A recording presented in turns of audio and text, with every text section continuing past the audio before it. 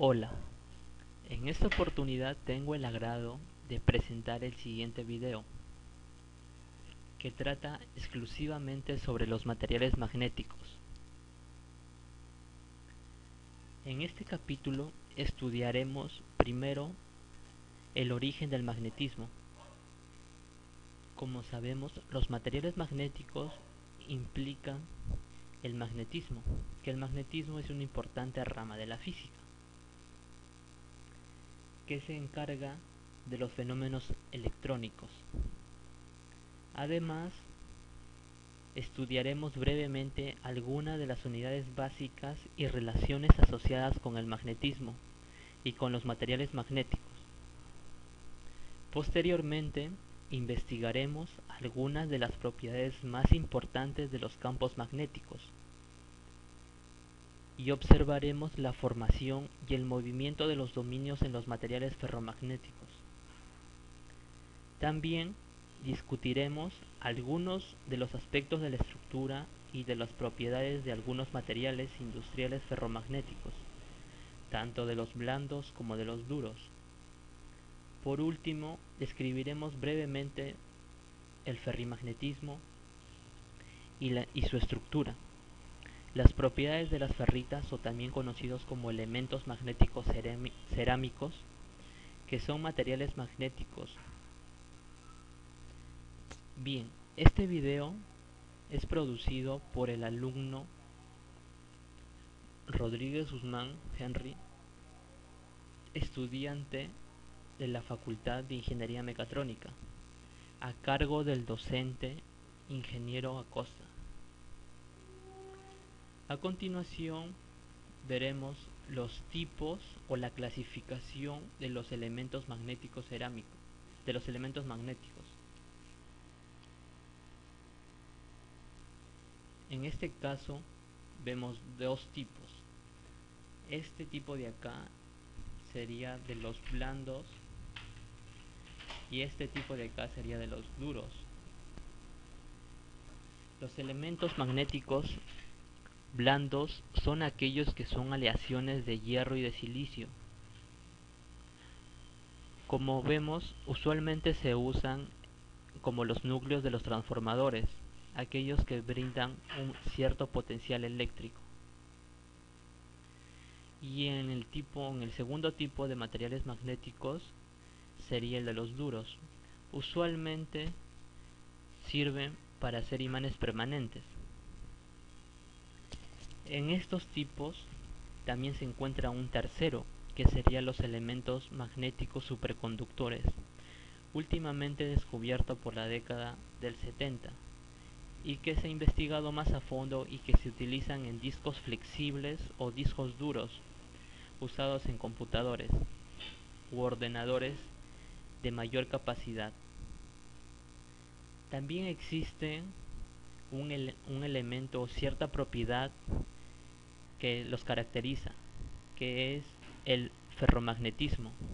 El ferromagnetismo es una propiedad, como su nombre lo indica, que tengan aleaciones de metales con el hierro.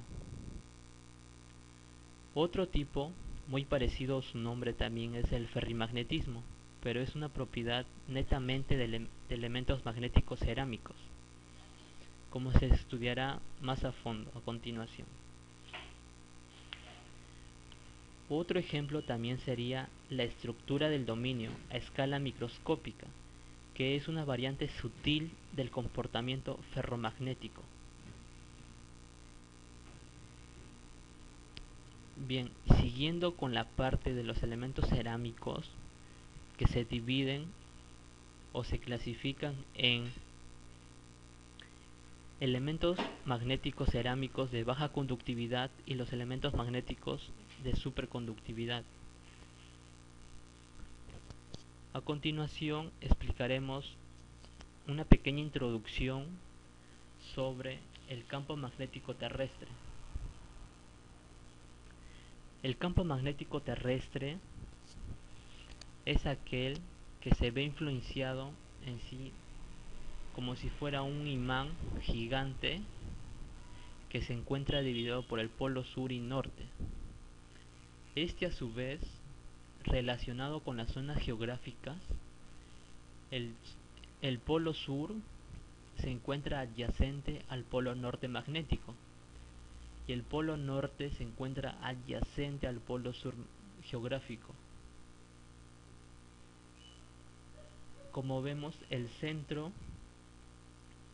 el centro de la Tierra, el campo magnético está generado por las partículas radioactivas de la Tierra, junto con las fuerzas provocadas por su rotación. Y esto produce las líneas del campo magnético, que se intensifican mientras mayor sea la rotación de la Tierra.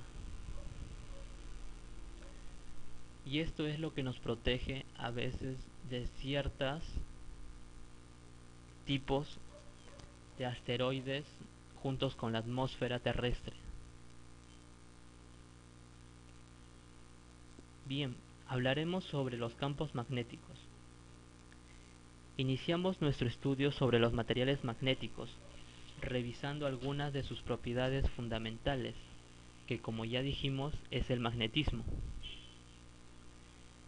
Estos metales muy conocidos entre ellos sería el fierro, el cobalto y el níquel, debido a que estos tres únicos metales, una vez magnetizados a temperatura ambiente, pueden generar un fuerte campo magnético a su alrededor. Por esta razón son los denominados ferromagnéticos. Como se puede apreciar en la figura, el campo magnético que rodea una barra magnetizada puede observarse mediante la distribución de limaduras de hierro sobre una hoja de papel situada encima del imán. Nótese que una barra magnetizada es un dipolo y que las líneas de fuerza magnéticas abandonan un extremo del imán y entran por el otro. En esta parte de acá vemos que parte del centro del polo sur o norte hacia el otro extremo del dipolo. Y una de las fórmulas en las que se intensifican la intensidad del campo magnético se muestra a continuación. En esta parte de acá vemos que H viene a ser la intensidad del campo magnético, y esto se puede medir a través de una cierta fórmula, que sería 0,4 pi por el número de vueltas por la intensidad de la corriente entre la longitud de cierto solenoide, dicho sea el caso. Seguiremos con la inducción magnética. Situémonos ahora en una barra de hierro desmagnetizada del solenoide y apliquemos una corriente magnetizadora al solenoide, tal como se muestra en la primera figura. Si bien vemos que se genera un cierto tipo de inducción de intensidad del campo magnético, mas no se encuentra mucha inducción y la intensidad de corriente sigue girando. Pero en la segunda figura vemos que mientras mayor intensidad de corriente se genera, la intensidad del campo magnético crece. Es decir, que se encuentran dos tipos, uno en el interior y otro en el exterior, como se puede apreciar. Esta parte de acá se puede percibir o alojar en fórmulas, como vemos a continuación, que la inducción del campo magnético es igual a la permeabilidad relativa en el vacío multiplicada por la intensidad del campo más la permeabilidad en el vacío multiplicada por la magnetización. Una fórmula más resumida sería la que sigue, que en este caso no toma en cuenta la magnetización. Si la magnetización es cero, se reduce solamente sería la fórmula de la permeabilidad en el vacío multiplicada por la intensidad del campo magnético, y eso sería igual a la inducción. La magnetización es elemento o es una propiedad de cada metal. En los elementos cerámicos muchas veces no se considera esto porque no lo poseen. La permeabilidad en el vacío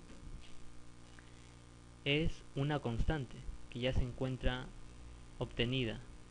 En este caso vendría a ser 4pi por 10 a la menos 7. Sus unidades serían teslas por metros sobre amperios.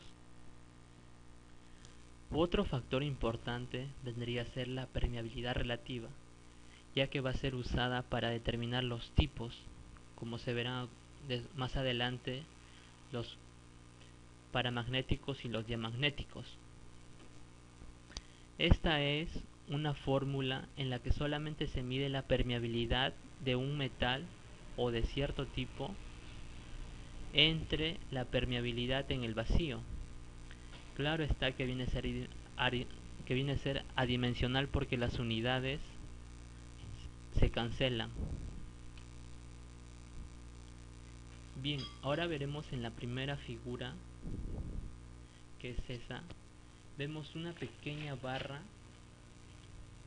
o un pequeño aro en el que se muestra que a través de él circula un cierto tipo de corriente,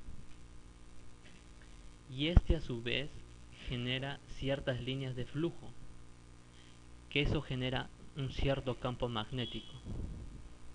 En la segunda figura vemos que el imán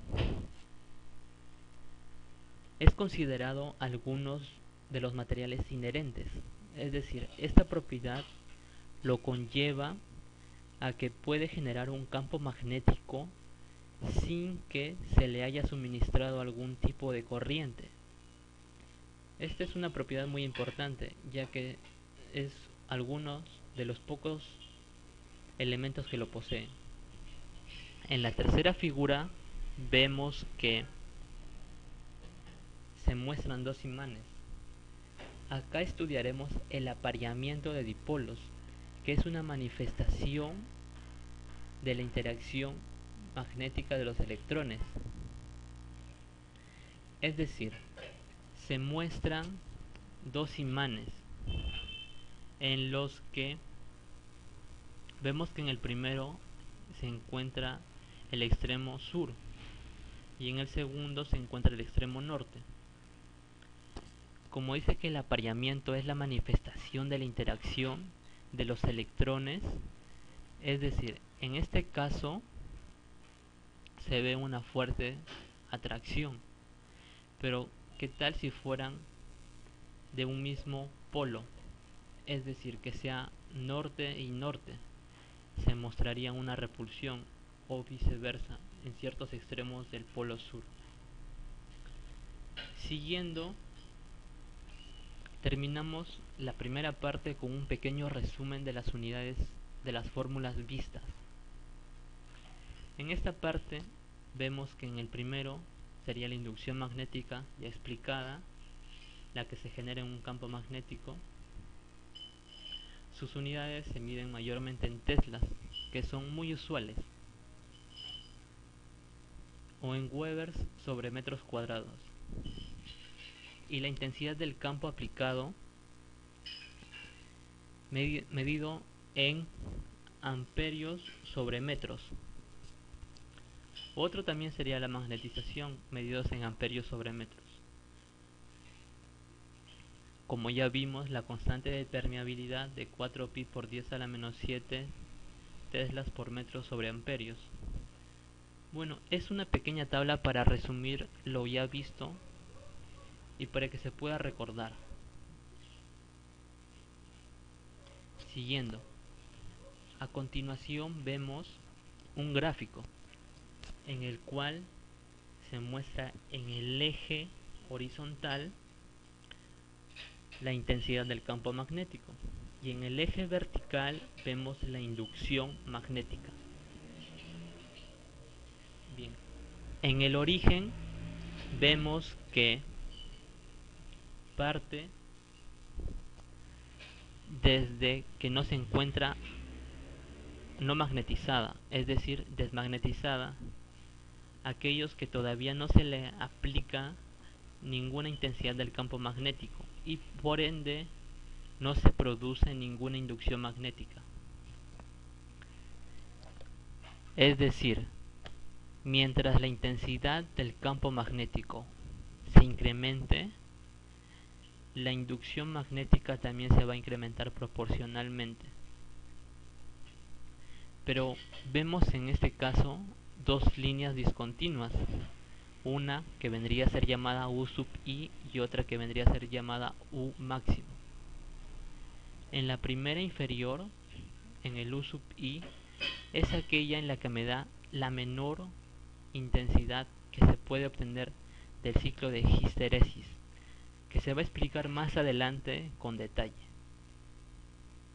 En esta parte de acá vemos que el U máximo es donde se va a encontrar, como vamos a ver acá, que se encuentra una intensidad de campo magnética máxima. Y en dicho momento que se va a encontrar la intensidad del campo magnético máximo, también se va a encontrar la inducción magnética máxima.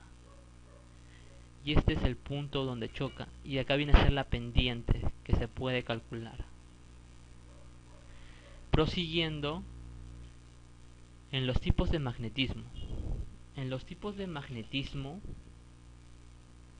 veremos que las fuerzas y los campos magnéticos que se originan por el movimiento de la carga eléctrica básica, en ese caso sería el electrón, cuando los electrones se mueven en un hilo conductor se genera un campo magnético, tal como se observó en el selenoide.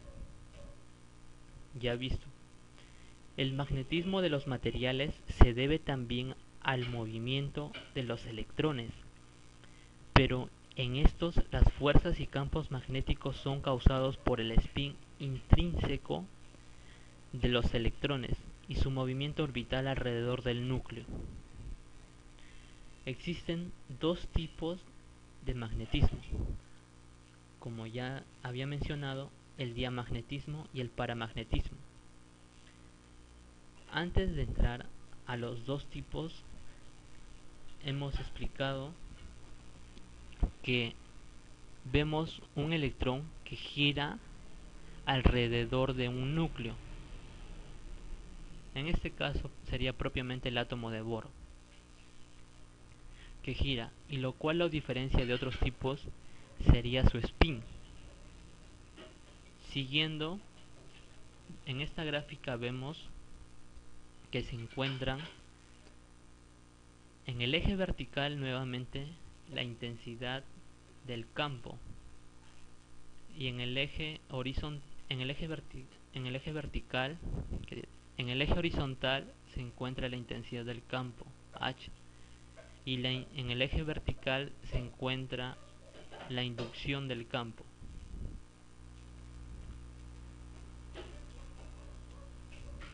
Siguiendo, primero empezaremos con el primer tipo, los paramagnéticos. Los paramagnéticos son aquellos que van a estar por encima de la pendiente relativa o la permeabilidad relativa del vacío.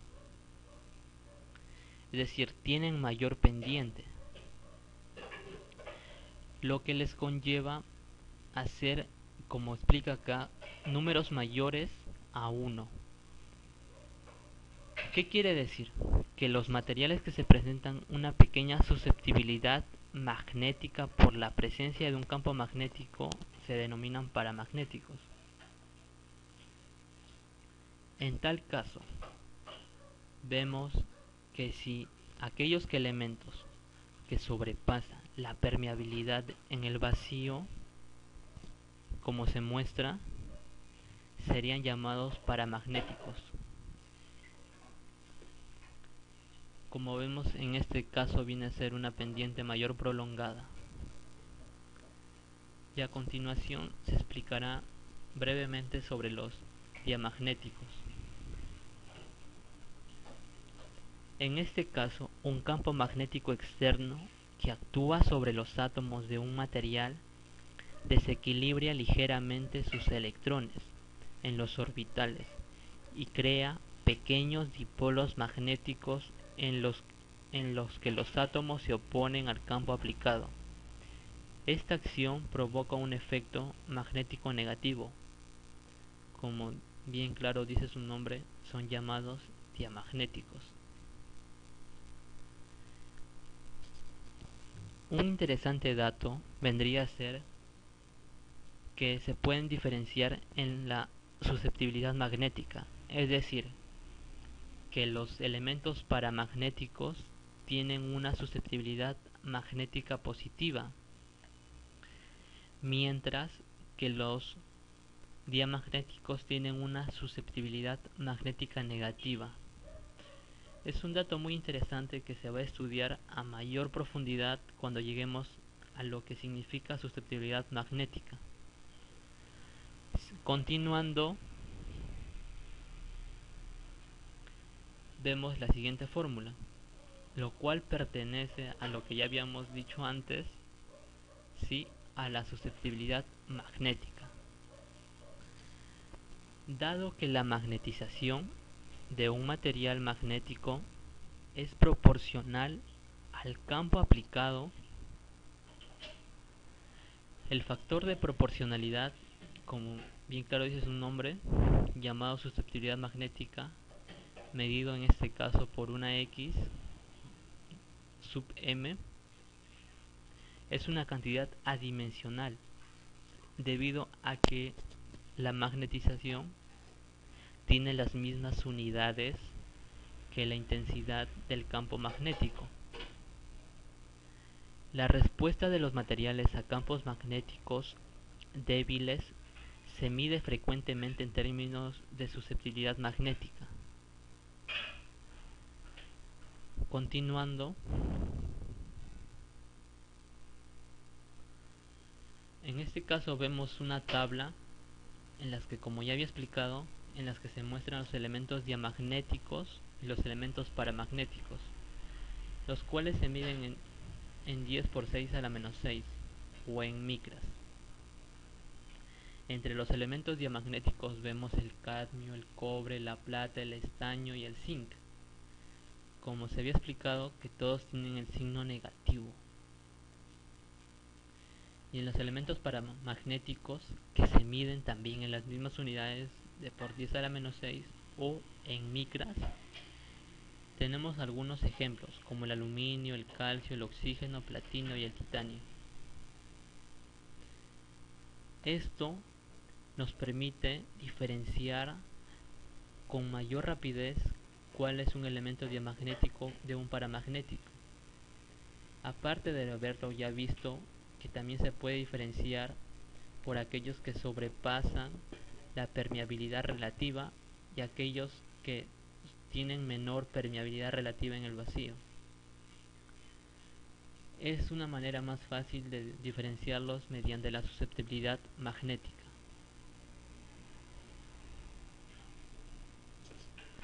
Ahora veremos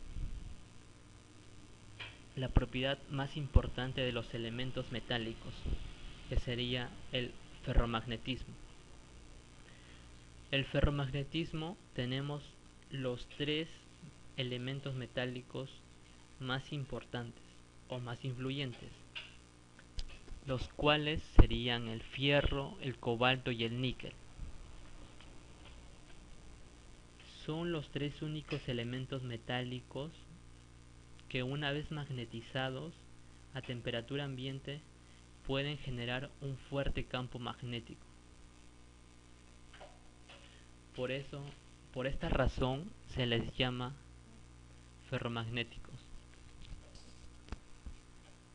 Es decir, con materiales ferromagnéticos pueden mantenerse o eliminarse a voluntad grandes campos magnéticos. Entre otros también sería el gadolonio. Mayormente estos metales trabajan a una temperatura por debajo de los 16 grados centígrados. Tiene poca aplicación industrial. debido a que los electrones desapareados se alinean en su red cristalina.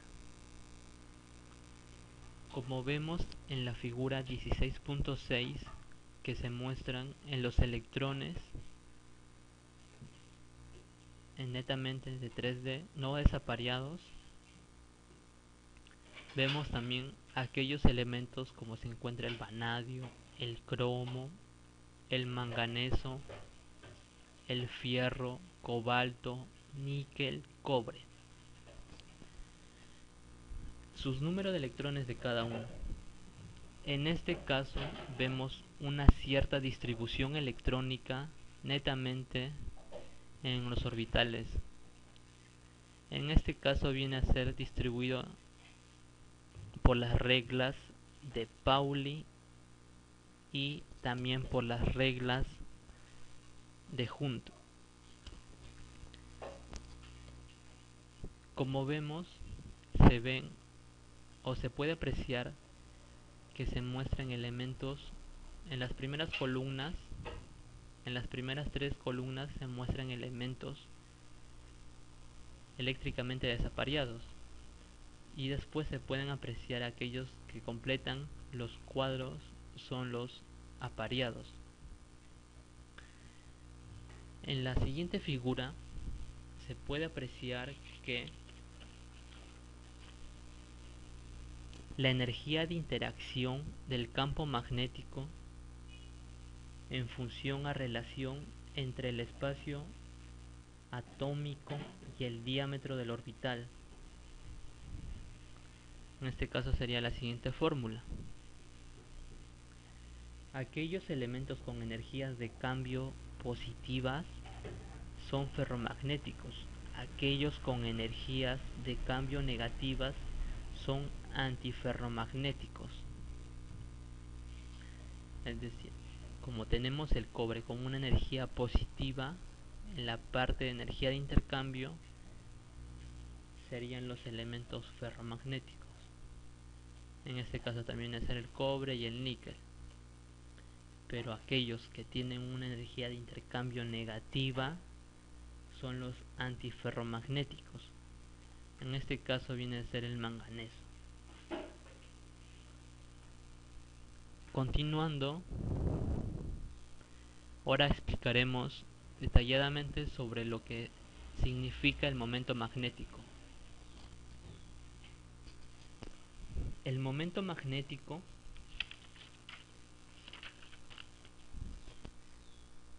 significa a que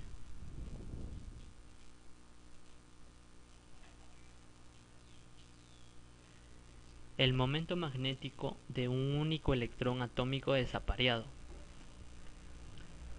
Es decir, que cada electrón que gira sobre su propio eje se comporta como un dipolo magnético y posee un momento dipolar denominado magnetón de Bohr, como se puede apreciar en la siguiente fórmula. Este dipolo tiene el siguiente valor, que se encuentra medido sobre E por H sobre 4pi por M. Explicaremos sobre las unidades de cada constante. E, que viene a ser la constante de Planck, las cuales también este elemento denominado el magnetón de Bohr es una constante, el cual se puede apreciar en la siguiente figura, de 9.27 por 10 a la menos 24 amperios por metros cuadrados. También donde m significa la masa del electrón. Continuando con E, que es la carga electrónica. A continuación deduciremos cómo es que sale aquella constante del magnetón de Bohr, muy usada para la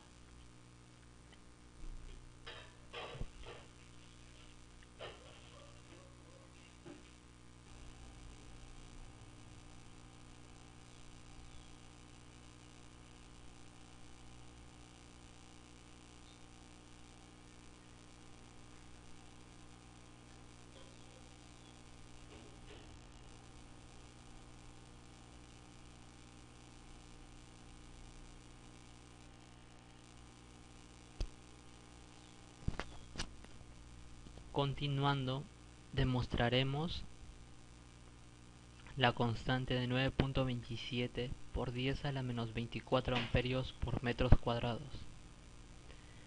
La fórmula es muy fácil de deducir, ya que solamente tendríamos que reemplazar la constante de Planck, la masa del electrón y la carga electrónica. Bien, en este caso tendríamos que la carga del electrón o la carga electrónica sería 1.60 por 10 a la menos 19 coulombs, multiplicado por la constante de Planck, que también es una de las unidades muy conocidas, que sería 6.63 por 10 a la menos 34 joules por segundos, entre 4pi por 9.11 por 10 a la menos 13 kilogramos, que es la masa del electrón. En este caso serían elementos muy conocidos, ya estudiados. Continuando y despejando cada variable, me tendría que salir el número que vemos, que es igual a la constante del magnetón de Bohr.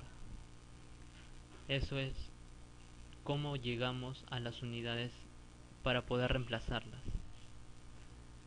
donde todo esto se va a convertir en amperios y la parte inferior se va a convertir en metros sobre segundos al cuadrado, despejando joules y coulombs. Siguiendo, vemos la tabla también sobre una estructura electrónica, pero en este caso en la parte derecha vemos que incluye el momento, el cual, que ya se había estudiado, sería el magnetón de Bohr. En el magnetón de Bohr se ve o se puede apreciar que se miden mediante una flechita desapareada, es decir, mediante un electrón desapareado va a ser un magnetón de Bohr. Aquellos que van la flecha superior hacia arriba sería un magnetón de Bohr con una constante positiva, es decir, sería más 9.27 por 10 a la menos 24. Y así continuamos con el siguiente elemento, como el talio, que tendría a ser dos orbitales desapareados y tendría dos momentos o magnetones de Bohr, igual que el vanadio, que en este caso vendría a ser, tiene 3 electrones apareados, tendría 3 magnetones de Bohr. El cromo, que llega a ser máximo como 5, el manganeso también como 5.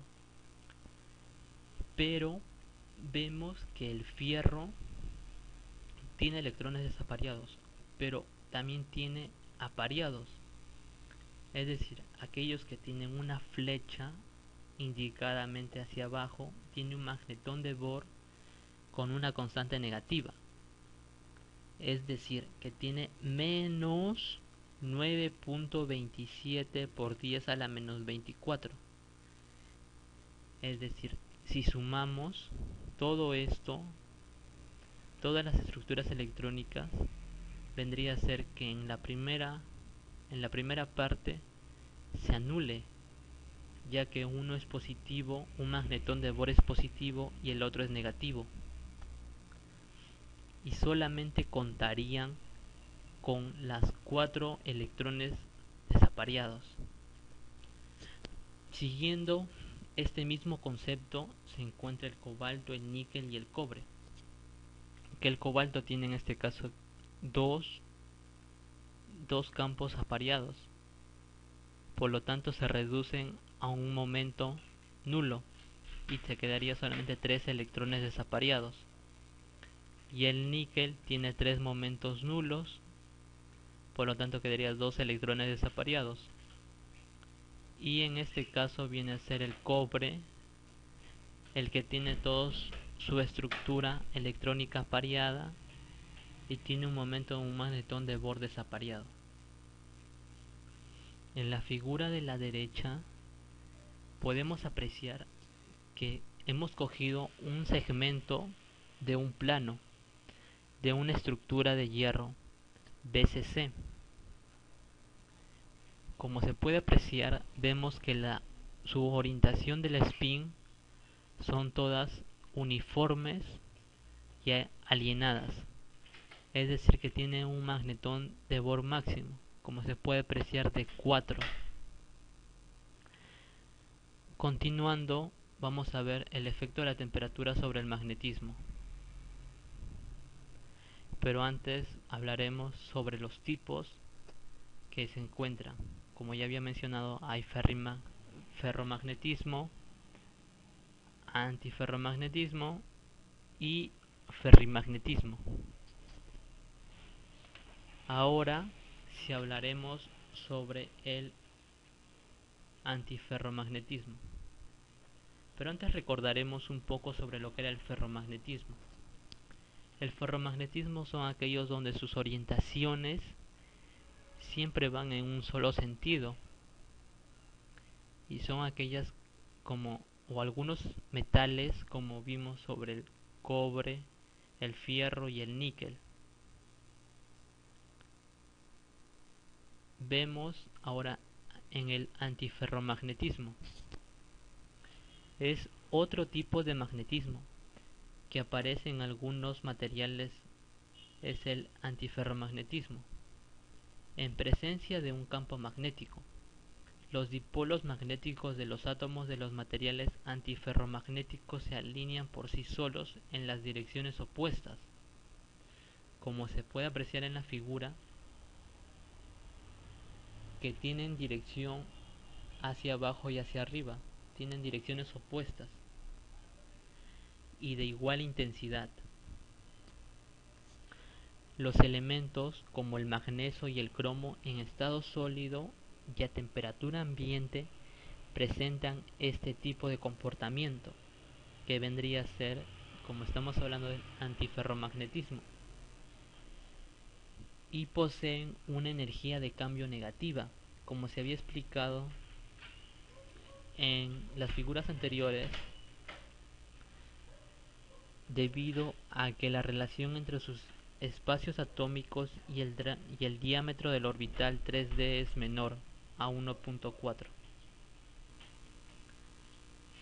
Ahora hablaremos sobre el otro caso, que es el ferrimagnetismo. En algunos materiales cerámicos, los elementos con diferentes iones poseen un distinto valor por sus momentos magnéticos, y cuando estos momentos magnéticos se alinean de forma antiparalela tiene un lugar en un momento magnético neto. También conocidos los elementos ferrimagnéticos como las ferritas. En este caso vemos que la figura muestra líneas de mayor intensidad hacia arriba y otras con menor intensidad hacia abajo, las cuales netamente vemos que tienen una mayor propulsión o propagación las que se encuentran hacia arriba. Otra propiedad importante vendría a ser que poseen baja conductividad. De hecho, que se hacen útiles para numerosas aplicaciones electrónicas, que ya se estudiará más a fondo los elementos magnéticos cerámicos. Ahora veremos el efecto de la temperatura sobre el magnetismo. A cualquier temperatura finita por encima de los 0 Kelvin, la energía térmica hace que los dipolos magnéticos de un material ferromagnético se desvíen de su perfecto alineamiento paralelo. Así pues, la magnetización por saturación, como vemos en la línea vertical, y la temperatura en la línea horizontal. Esto crea dos tipos, un comportamiento paramagnético y un comportamiento ferromagnético. En este caso vemos que el efecto de la temperatura sobre la magnetización de la saturación de un material se deriva de una temperatura Tc, que es la temperatura de Curie, y el aumento de la temperatura hace que se encuentre en un comportamiento paramagnético, y un menor comportamiento de esa temperatura hace que se encuentren en los ferromagnéticos. Las temperaturas de Curie del fierro, cobalto, níquel sobrepasan un promedio de los 600 grados. En el caso del fierro vendría a ser de 770, en el caso del cobalto de 1123 y en el caso del níquel de 358 grados centígrados.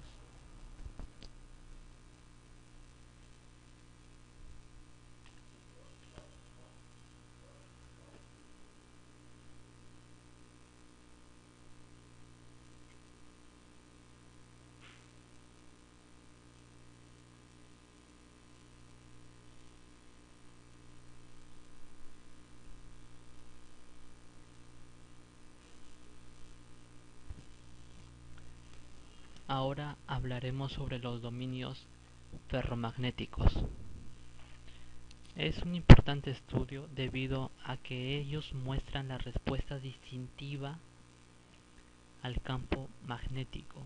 Ellos muestran la orientación en la que se debe actuar el campo magnético. Por debajo de la temperatura de Curie, los momentos dipolares magnéticos de los átomos de materiales ferromagnéticos tienden a alienarse por sí solos en una dirección paralela dentro de regiones de pequeño volumen, como su mismo nombre dice, denominados dominios magnéticos.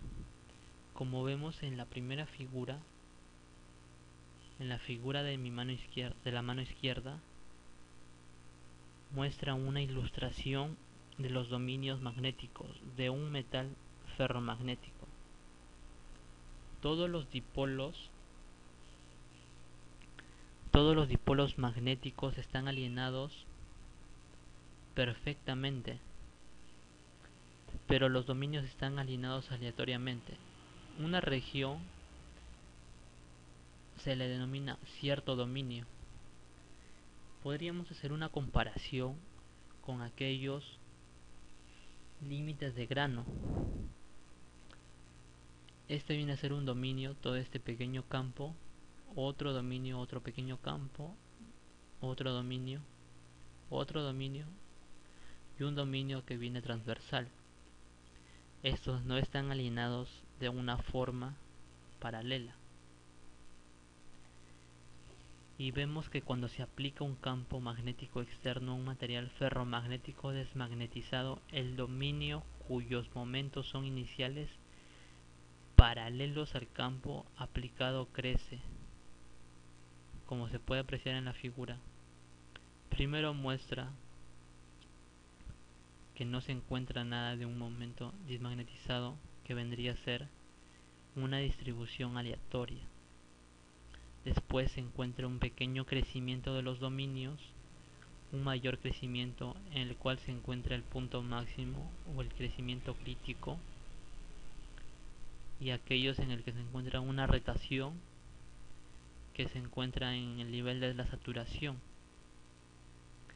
En esta parte del área sombreada, como se puede ver, se encuentra o dice que es la rotación de momentos de dominio.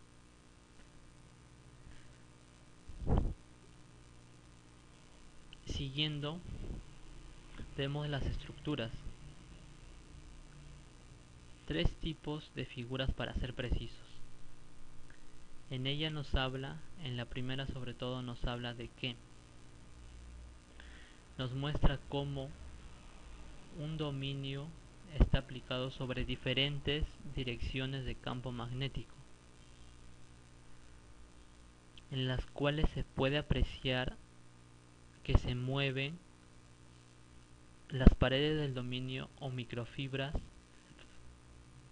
de acuerdo a la dirección que ellas infieren por la intensidad del campo magnético. Una foto horizontal tomada desde la vista superior vendría a ser esta, en la que se puede apreciar sus diferentes orientaciones. Otras fotos en las cuales también se pueden apreciar serían que en las paredes del dominio, mientras se quieren ir alineando las orientaciones, muestra que su inducción del campo magnético va hacia la izquierda, y en esta figura vemos que la orientación del campo magnético vendría a ser hacia la derecha, pero con menor intensidad en ambos casos. Y una mayor intensidad vendría a ser en esta figura de acá, donde la intensidad del campo magnético aumenta sorpresivamente hacia la izquierda, pero en la forma de esta figura, ya que si rotamos un poco más esta figura se va a encontrar alineada con el resto de direcciones de los dominios. Y en la siguiente figura vemos una gran desviación en la que si se gira completamente se va a encontrar un máximo alineamiento de las direcciones de los dominios, y donde su intensificación de la intensidad del campo magnético es hacia la derecha. Continuando con los tipos de energía que determinan la estructura de los dominios ferromagnéticos. La estructura de dominios de un material ferromagnético viene determinada por muchos tipos de energía, de manera que se alcanza la estructura más estable cuando la energía potencial total del material se reduce al mínimo. La energía magnética total de un material ferromagnético es la suma de la contribución de energías siguientes. Entre ellas tenemos la energía de cambio, energía magnetoestática, la energía de anisotropía, las energías de paredes del dominio, las energías de magnoestricción. Vamos a considerar las más importantes y relevantes que se pueden estudiar. A continuación veremos la energía de cambio y también la energía magnetoestática. En la energía de cambio, como se puede apreciar, se muestra sobre todo la energía potencial dentro de un dominio, de un sólido. Es decir, que si se minimiza cuando todos los dipolos atómicos están alineados en una sola dirección. Esta alineación está asociada a la energía de cambio positiva. Sin embargo, aunque se minimice la energía potencial dentro de un dominio, su energía potencial externa aumenta relativamente. Ahora, como se puede apreciar en la figura de energía de cambio, que se muestra en un solo dominio donde fluye la intensidad de flujo magnético. Ahora hablaremos sobre la energía magnetoestática. En la energía magnetoestática se puede apreciar que es la energía magnética potencial de un material ferromagnético producido por un campo externo de diversos dominios, como se puede apreciar en la figura de 2 a más dominios. Esta energía potencial puede ser minimizada en un material ferromagnético por la formación de dominios. Por una unidad de volumen de material ferromagnético, una estructura de un único dominio tiene la mayor energía potencial. La intensidad y la extensión del campo magnético externo se reducen. Como se puede apreciar en la figura A, en la primera figura, es que la intensidad de este dominio al otro se va intensificando, pero cuando se encuentran mayores dominios se intensifican en forma sucesiva, es decir, que ya no se va a formar tantas líneas de flujo como puede haber entre dos simples dominios, ya que a mayor dominio se tienen que ir intensificando cada uno del dominio, lo cual demuestra que la intensidad de flujo va bajando. Continuando con la energía de anisotropía de magnetocristalina. Bien, ahora hablaremos de este tipo de energía. La energía del límite del dominio, o también denominada la pared. Observamos los efectos de la orientación del cristal en la magnetización de materiales ferromagnéticos. La curva que se muestra en este caso de color más negrito, que viene a estar en las direcciones 1, 0, 0, es aquella que se estudia en un campo magnético y en una inducción magnética. Es decir, que mientras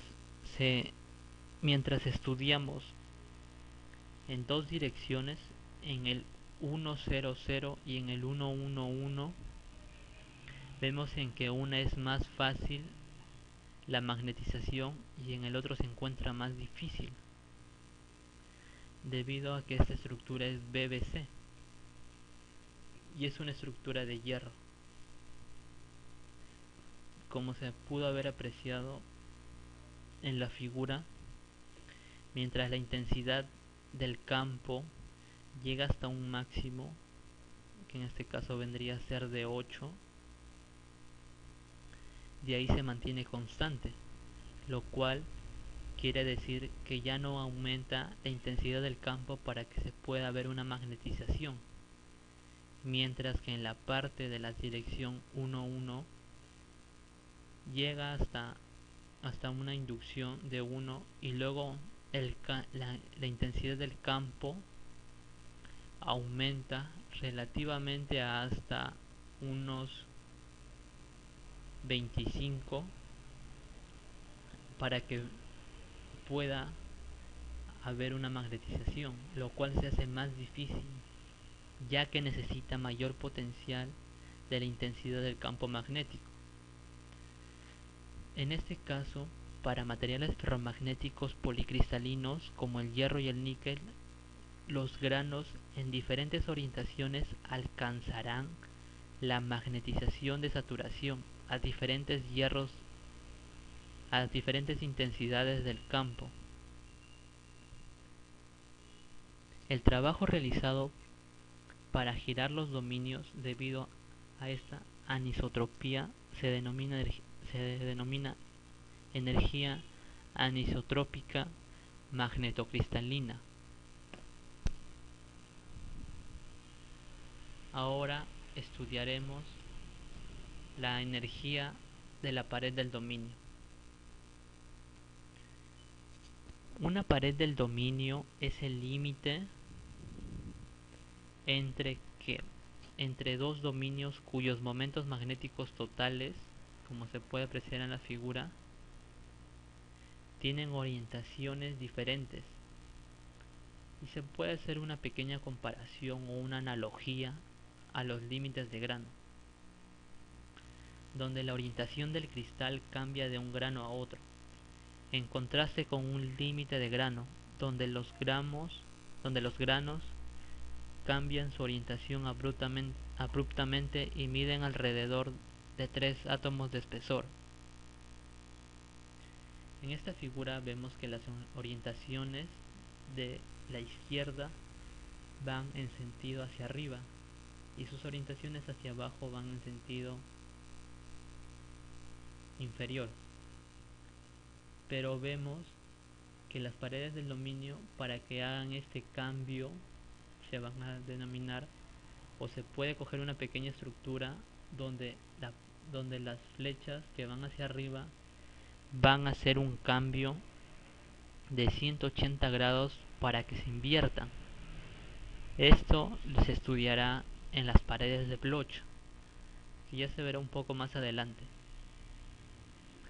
En la siguiente figura, que es la de energía y del ancho de pared, en esta figura se puede apreciar la intensidad de la energía que se necesita para que se pueda atravesar un mínimo de ancho de pared.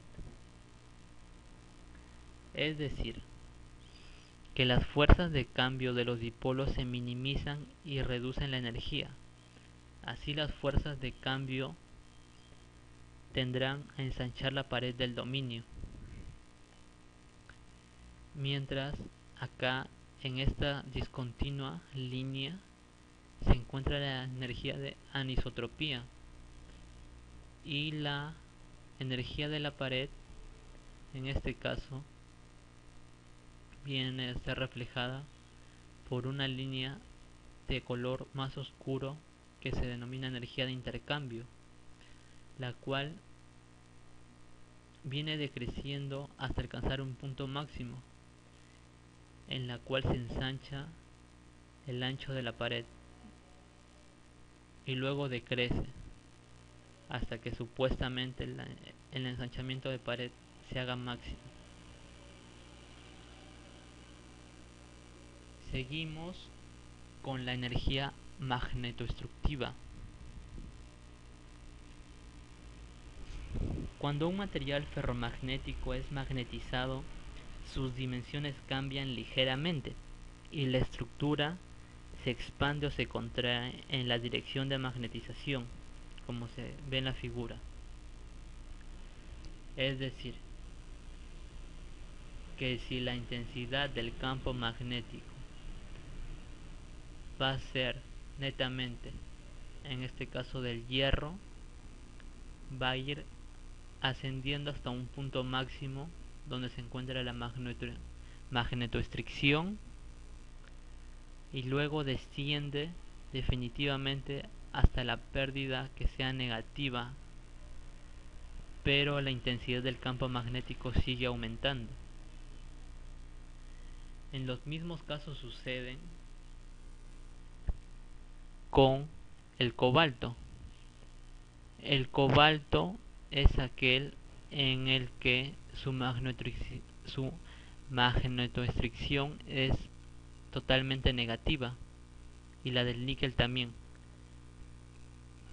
La del níquel es más negativa que todas y la del hierro tiene una cierta parte o tendencia positiva.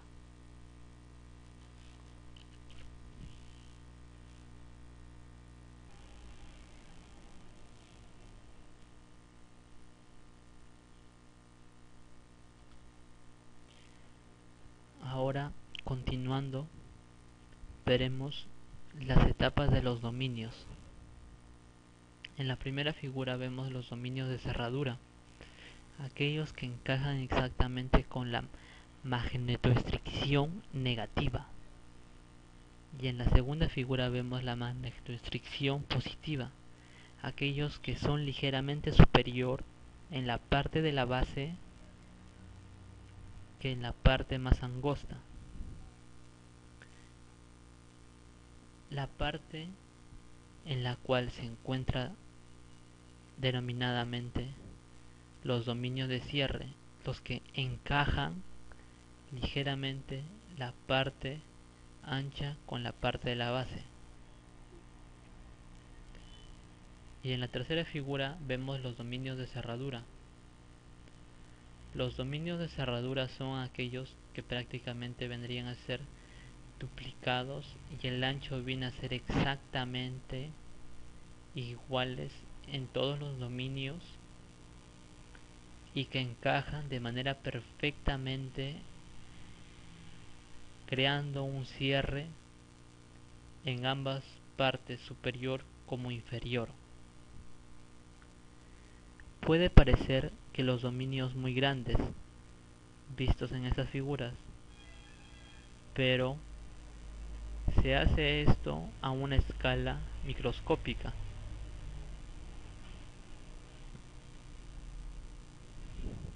Como se había estudiado cada uno de estos tipos, en las cuales son positivas, negativas, debido a su estricción, y ahora netamente nos enfocaremos en el ciclo de histeresis. El ciclo de histeresis es usado en tanto tipos como metales magnéticos como los cerámicos. Es decir, su uso es muy importante debido a que nos anticipan cómo sería si aplicamos mayor inducción o mayor intensidad del campo. El ciclo de histeresis existe especialmente para cada metal o cada elemento cerámico. No es un ciclo relativamente unitario. Como veremos, en el momento inicial el dominio se encuentra disperso, es decir, de manera aleatoria. En esta parte el metal se encuentra no magnetizado, es decir, que todavía no recibe ninguna intensidad del campo magnético. A medida como va creciendo la intensidad del campo magnético, llega hasta un punto máximo, en el cual sería el punto máximo de la inducción magnética y de la intensidad del campo magnético. Y a este se le conoce como el valor de saturación. Es el punto máximo del ciclo de histeresis, tanto para la inducción como para la intensidad del campo. Después vemos que relativamente se crea un corte con el eje de la inducción hasta que la intensidad del campo sea cero. En esta parte llamaremos la inducción remanente. Es decir, que cuando H sea igual a cero, viene a aplicarse una inducción menor a la inducción máxima, pero a medida como H viene a ser cero, esa inducción va cayendo lentamente hasta que llegue a que la inducción sea cero y que la intensidad del campo crezca, pero en sentido negativo, es decir, que el campo coercitivo, donde B es igual a cero y H tiene un valor negativo. En esta parte de acá, la estructura del dominio viene a ser relativamente aleatoria, pero con una orientación hacia abajo. Vemos que en el valor de saturación todas son alineadas hacia la derecha, debido a que en ambos campos llegan al máximo nivel. Después sigue descendiendo hasta que vemos que la inducción, tanto como la intensidad del campo magnético, desciende de manera negativa para cada uno hasta que llegan a un segundo valor de saturación, en el cual se ve que su estructura del dominio es netamente hacia la izquierda. El valor de saturación viene a ser el negativo, debido a que se encuentra en el tercer eje, en el tercer campo. Sigue hasta que se encuentra con una inducción nuevamente remanente, crece hasta que se encuentra con un segundo campo coercitivo positivo y sube hasta que llega a un valor de saturación y donde se repite el ciclo. En esta parte veremos a fondo lo que es una pared de Bloch. Una pared de Bloch es una pequeña parte tomada de la estructura del dominio. Como ya se había visto, es aquel donde se gira el sentido o la orientación de cada electrón o de los espines a 180 grados, lo cual esto se mueve con el movimiento de los dominios. Veremos que es como si fuera una migración atómica. En esta parte veremos un pequeño resumen de las microestructuras de los dominios magnéticos durante el transcurso de un ciclo de histeresis, que ya se había mencionado. En esta parte, como hay cero de la inducción y cero de la intensidad del campo, sigue creciendo hasta que llegue el valor de saturación, donde la inducción o el campo aplicado es hacia arriba, y este baja hasta que llegue al punto de inducción remanente, donde vemos las dos estructuras del dominio, una hacia arriba y otra apuntada hacia la izquierda, hasta que la inducción disminuya y llegue al punto de inducción coercitivo, donde se muestra un mayor cambio de la estructura del dominio, y baja hasta el segundo valor de saturación negativo.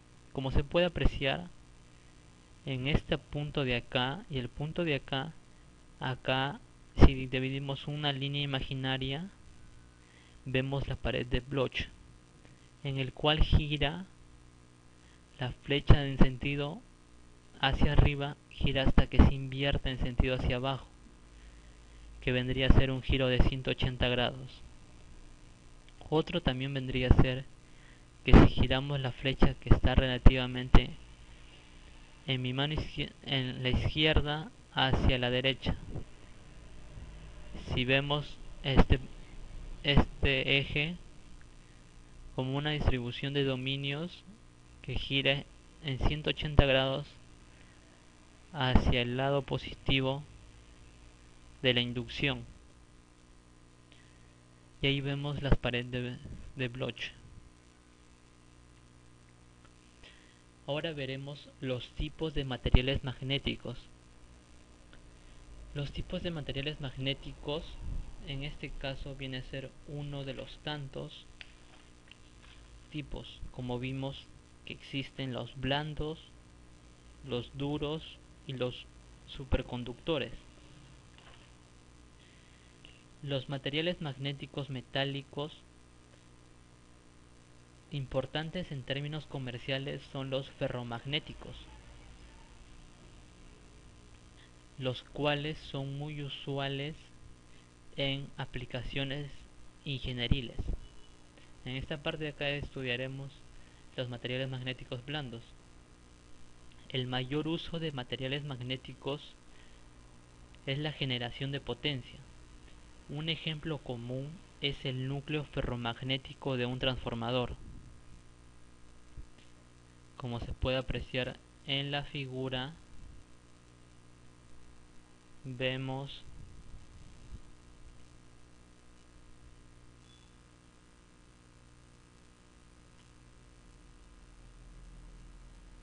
bien. Continuando con los materiales magnéticos blandos, un ejemplo vendría a ser aquellos transformadores, especialmente el núcleo, porque ellos contienen material magnético blando. Es decir, esta aplicación que se les da en uso ingenieril, aplicado netamente a empresas de estructuras grandes. También podemos ver que aparte para sus aplicaciones de potencia eléctrica relativamente alta, vemos que tienen una menor pérdida de energía en esta pequeña área, debido a que su ciclo de histeresis es de menor área, no como el de los materiales magnéticos duros, que tienen una mayor área y tienen una mayor pérdida. El lazo puede ser recorrido por frecuencias de 60 o 50 MHz por segundo. Como resultado de una pequeña área del ciclo de histeresis de un material blando, proporciona una fuente mínima de pérdida. debido a que solamente se perderían milésimas partes por su pequeña área. Una segunda fuente de pérdida sería el calentamiento de resistencias, o también llamado el calentamiento de Joule. Esta pérdida puede reducirse al incrementar la resistividad del material, con aleaciones de hierro y silicio, entre otras.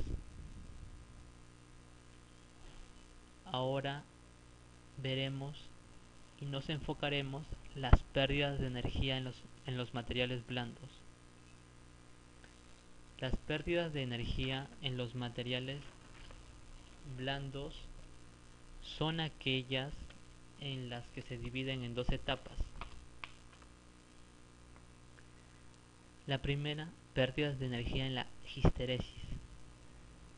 Son debidas a que la energía disipada necesaria para mover las paredes del dominio durante la magnetización y desmagnetización de un material magnético, la presencia de impurezas, imperfecciones cristalinas y precipitados en los materiales blandos actúan de barreras que impiden el movimiento de paredes de dominio durante los ciclos de magnetización e incrementan las pérdidas de energía por histeresis. Las deformaciones plásticas por aumento de la densidad de dislocaciones del material magnético también aumentan las pérdidas en la histeresis. Dando un resumen general sobre las pérdidas en este ciclo, sería a que el área interna del ciclo es una medida de la pérdida de energía interna magnética. Por eso que es muy usual usarlo como núcleos en transformadores. Otra también sería las pérdidas de energías por corrientes parásitas, o también serían las de Foucault debido a su descubridor. Un campo magnético fluctuante provocado por una corriente eléctrica entrada a un núcleo magnético conductor produce una gradiente de voltaje transitorio que crea corrientes eléctricas parásitas. Estas corrientes inducidas son corrientes de Foucault y son una fuente de pérdida de energía debido al calentamiento producido por la resistencia eléctrica. Las pérdidas de energía por corriente de Foucault en transformadores eléctricos puede reducirse utilizando una estructura en láminas en el núcleo magnético. Una capa de aislante entre el material magnético conductor evita que las corrientes de Foucault vayan de una lámina a otra.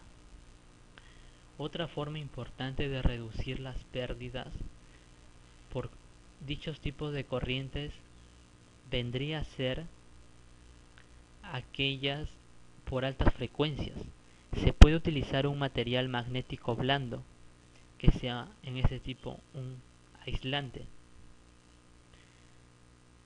Si se utilizan óxidos ferromagnéticos y otros tipos similares de materiales magnéticos en aplicaciones de alta frecuencia, también podrían ser aquellos que reduzcan la pérdida por energía de corrientes parásitas. Continuando, en este caso veremos el segundo tipo, que vendrían a ser los materiales magnéticos duros. Los materiales magnéticos duros, aunque no son adecuados para aplicaciones de potencia eléctrica, son ideales como imanes permanentes. Su gran área, como veremos en esa figura que se muestra, que tiene mayor área debido a que tiene mayor pérdida cuando se usa como generadores de potencia eléctrica. Por eso que su uso principal es como imanes permanentes. Específicamente, el producto de BH muestra una amplia región en la cual se dan valores de importancia la inducción en la inducción máxima y la intensidad del campo. Por otra parte, en la figura que vemos que son curvas de desmagnetización de varios materiales magnéticos. Entre ellas vemos el cobre, el cobalto y el fierro, la ferrita y la aglomerada, que vienen a ser los más últimos. Esta me representa que compara las curvas de varios metales magnéticos duros, y debido a que como la potencia o energía perdida, energía externa de un material magnético permanente, está directamente relacionada con el tamaño de su ciclo de histeresis.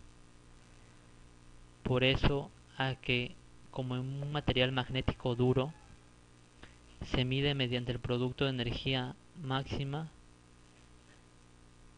las curvas muestran que a mayor ampliación de área se va a encontrar una mayor pérdida y por lo tanto no va a ser usada en diferentes ciclos de histeresis. Ahora veremos en la siguiente figura, con la línea punteada, vemos que el eje de inducción de un material o de un cierto tipo de material, como en este caso vendría a ser una aleación de alnico, produce o llega hasta un cierto de inducción remanente, que vendría a ser el eje que corta el tipo de inducción y en el cual se aleja hasta que llega al punto de intensidad del campo, o también conocido como la inducción coercitiva, en el cual la inducción viene a ser cero y la intensidad del campo viene a ser un poco mayor, pero en sentido negativa. En este caso vemos que esta pequeña área de este ciclo de histeresis, tomado solamente la parte en la que se desmagnetiza el material hasta que la inducción llega a ser cero, viene a ser tomado por el eje BH en el segundo cuadrante. En la siguiente figura vemos que esta es la muestra que se está tomando de este material de alnico para estudiarse la desmagnetización. Ahora veremos más a fondo en la que este también se produce en la gráfica BH una intensidad y una inducción máxima, lo que demuestra a que en el momento de la desmagnetización también existe una máxima intensidad para que llegue a ser una inducción coercitiva, donde la inducción viene a ser cero. Continuando, ahora veremos los materiales magnéticos superconductores. Los materiales magnéticos superconductores son muy usuales ahora en la actualidad porque se introdujeron relativamente desde los años de 1970, donde se descubrieron. Aunque en su etapa de desarrollo actual, los materiales magnéticos superconductores se encuentran demostrándose aplicaciones potenciales, es decir, debido a sus altos puntos de fusión, tienen mayor capacidad de almacenaje para voltajes, o para conducir materiales. Entre ellos tenemos los selenoides, de alto campo, sin consumo de potencia, en un estado estable. También son muy usuales en las computadoras, como vemos las cintas, los discos duros y los discos flexibles, los cuales explicaremos más a detalle. Ahora veremos que también son muy usuales en la parte de la medicina. En este caso viene a ser de la tomografía. Vemos que las imágenes mostradas muestran ciertos puntos en los cuales se ven que son tomadas de áreas del parte del cuerpo humano. Este desarrollo de los materiales magnéticos superconductores en la parte de la tomografía se descubrió debido a que ellos pueden intervenir de manera en que pueden llegar al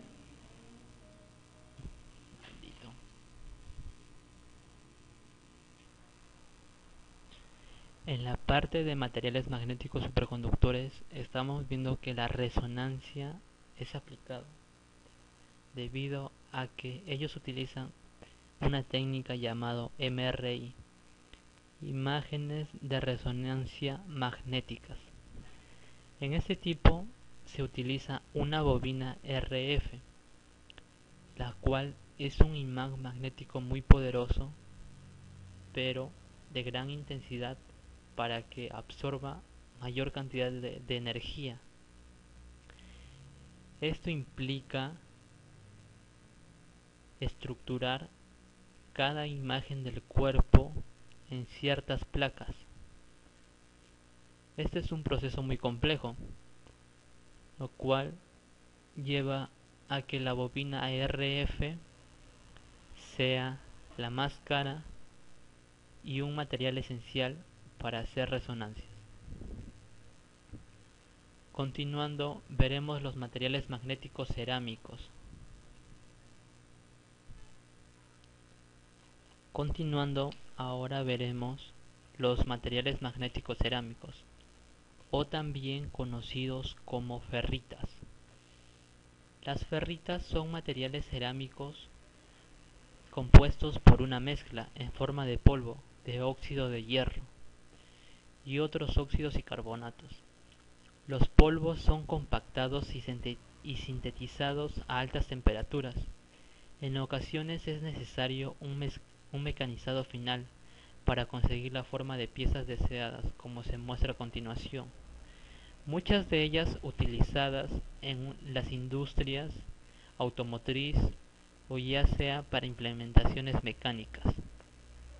Las magnetizaciones producidas en las ferritas son suficientemente grandes como para tener valor comercial, pero sus saturaciones magnéticas no son tan altas como las de los materiales ferromagnéticos. Las ferritas tienen estructuras de dominio y ciclo de histeresis similares a los materiales ferromagnéticos, pero se definen en una cierta condición de palabra que viene a ser que cambian ligeramente, es decir, ellas tienen la propiedad de ser ferrimagnéticas. Ferrimagnéticas, ¿por qué? Porque tienen en su base del spin tienen un momento antiparalelo. Esto reduce el momento magnético neto por debajo de los metales, lo cual disminuye su capacidad magnética. En eso se distingue básicamente los materiales cerámicos de los materiales metálicos. Existen dos tipos: los materiales cerámicos de baja conductividad y los materiales superconductores. veremos los materiales magnéticos de baja conductividad. Los materiales magnéticos de baja conductividad son importantes en términos comerciales debido a que se basa en la estructura cristalina de espinela inversa. Es decir, son aquellas en las que se busca una mínima pérdida, en lo cual implica intensificar su máxima resistividad para disminuir las corrientes parásitas.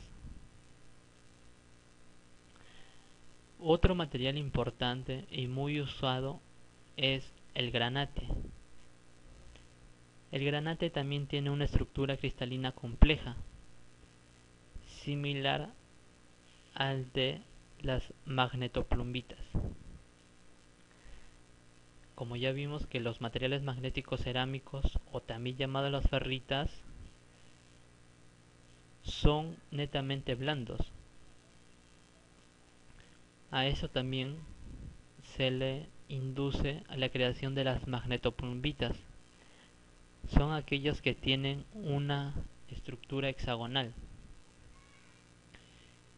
y son usualmente reemplazables con las espinelas de ferrita.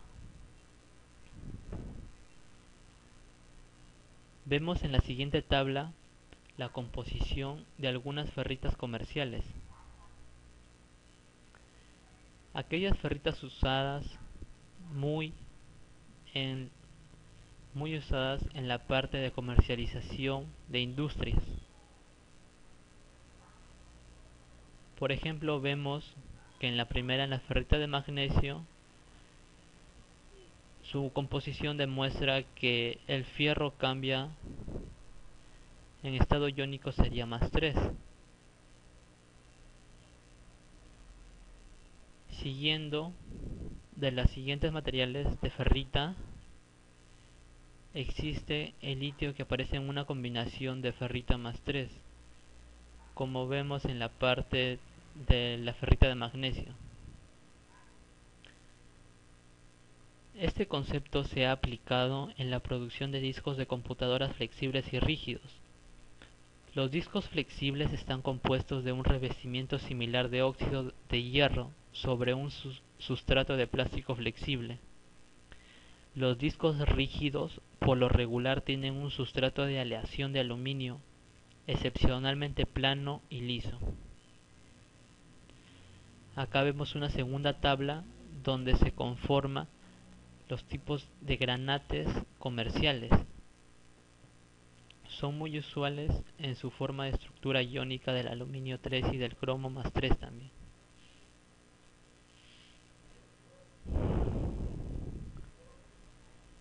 Ahora veremos el estudio de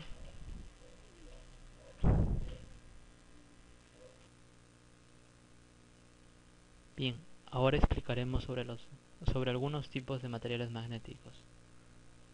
Uno de los tipos más comunes de imanes magnéticos es la cinta de grabación. Consiste en finas partículas de óxido férrico de versión gamma, orientadas sobre una cinta. Es decir, en esta pequeña lámina hay algunas flechitas que se encuentran orientadas de acuerdo a su posición por el campo magnético. La fina lámina resultante del óxido férrico tiene un ciclo de histeresis duro en esta parte de acá. Este concepto consiste en la grabación de alta fidelidad, que es el resultado de la magnetización residual de la película, siendo proporcional a la señal eléctrica producida por el sonido. Este mismo concepto se ha aplicado tanto del disco duro, que se encuentra compuesto por sustratos de aleaciones de aluminio plano y liso, como de discos flexibles, que se encuentra conformado por óxido de hierro en plásticos flexibles de los ordenadores. El principio general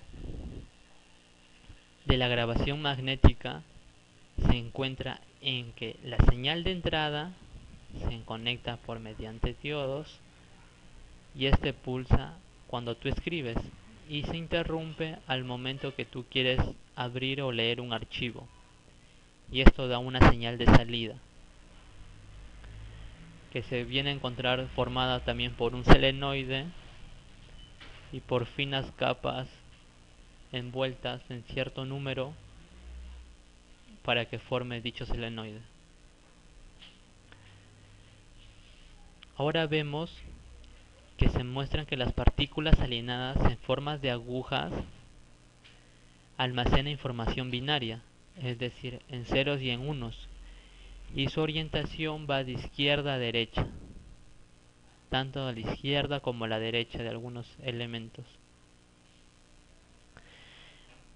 Los datos que se escriben en la cinta o en el disco duro pasan por una señal eléctrica en la bobina que genera un campo magnético a través de este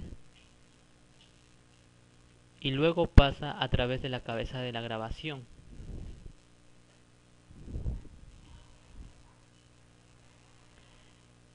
Este campo magnético es una región pequeña del medio próximo. La misma cabeza, en esta parte de acá, puede leer los datos almacenados. Continuando, ahora pasaremos a los materiales magnéticos superconductores. En los materiales magnéticos superconductores, claro que son en el caso de los cerámicos, tiene una familia relativamente de materiales cerámicos que se ha presentado como la propiedad de la superconductividad, que esto está asociado a aleaciones los cuales están arriba por las temperaturas de Curie. Son conductores relativamente pobres cuando no se encuentran a una temperatura de ambiente o menor a los 16 grados centígrados. Una manera similar se encuentra en los óxidos de cerámicos, que por tradición se incluyen en la categoría de aisladores. Se encontró que presentan superconductividad con valores de temperatura de Curie sustantivamente más altos que el mejor conductor metálico. En consecuencia, se arrastró que podemos ver que existen un campo magnético crítico, lo cual resulta para los conductores si se llega a sobrepasar este campo magnético crítico, como se puede apreciar en la figura. Este primero es un elemento metálico superconductor y los dos restantes son elementos cerámicos superconductores, los cuales tienen una temperatura de Kelvin de menor, que puede resistir una menor temperatura, los metálicos, y los que se trabajan, los cerámicos que se llegan a trabajar a mayores temperaturas, presentan un mayor campo crítico, los cuales son más usados en la industria. A diferencia de la intensidad de corriente crítica, el campo magnético crítico se incrementa junto con la temperatura crítica, lo que desafortunadamente limita la densidad de la corriente. Continúa siendo un obstáculo principal, en particular para aplicaciones a gran escala, como transmisores de energía eléctrica. Las aplicaciones más prometedoras de estos nuevos materiales parecen ser los dispositivos de películas delgada, como las conjeturas de Johnson, los cuales consisten en una capa delgada de aislador entre capas superconductoras. Estos dispositivos conmutan voltajes a frecuencias muy altas, en tanto consumen mucho menos energía que los dispositivos convencionales. Las aplicaciones resultantes pueden incluir computadores más compactas y detectores ultrasensibles de campos magnéticos. Como se puede apreciar en la figura, como ya habíamos explicado, del campo magnético crítico, que a mayor temperatura, mayor es la intensidad del campo magnético crítico, mientras que los metálicos superconductores tienen tienen un menor campo crítico, tienen una menor temperatura. En conclusión, llegamos a que son más usados los materiales magnéticos cerámicos superconductores, pero que todavía no se le encuentra un fin en, en común. Llegamos a la conclusión de que los materiales magnéticos vistos en todo este proceso o en todo este video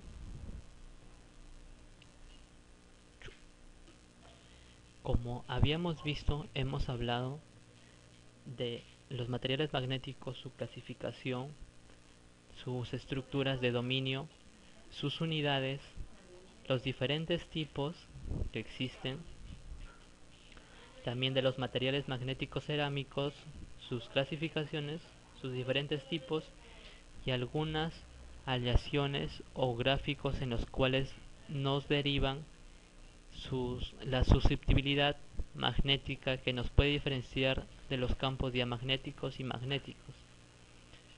Espero que haya sido de su agrado y hasta una próxima oportunidad. Gracias.